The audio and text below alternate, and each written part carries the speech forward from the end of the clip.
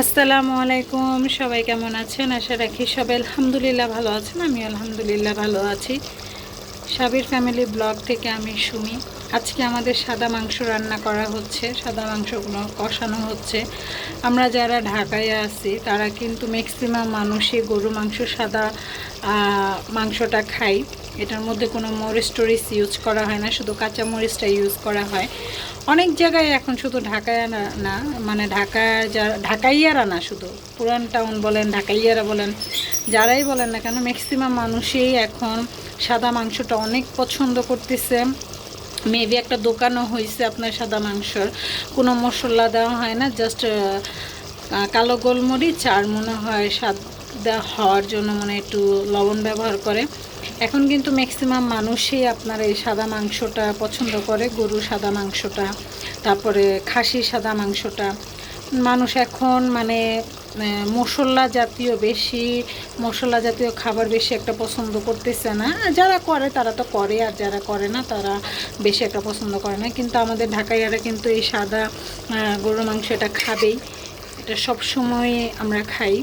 তারপরে আবার আপনার ধরেন আলু দিয়ে গরু মাংসটা আমাদের অনেক ভালো লাগে, কষের না মাংস অনেক ভালো লাগে, কিন্তু সাদাটা অনেক খুব ভালো লাগে।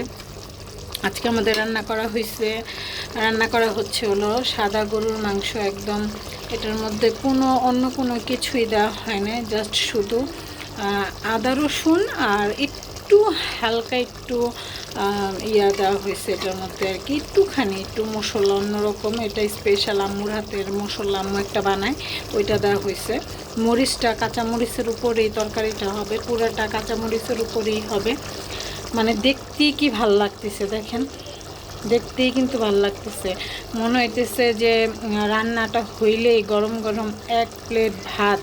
আমার সাদা মাংসটা আবার ভাত দিয়ে ভালো লাগে না, আমার নান রুটি দিয়ে খেতে অনেক ভালো লাগে।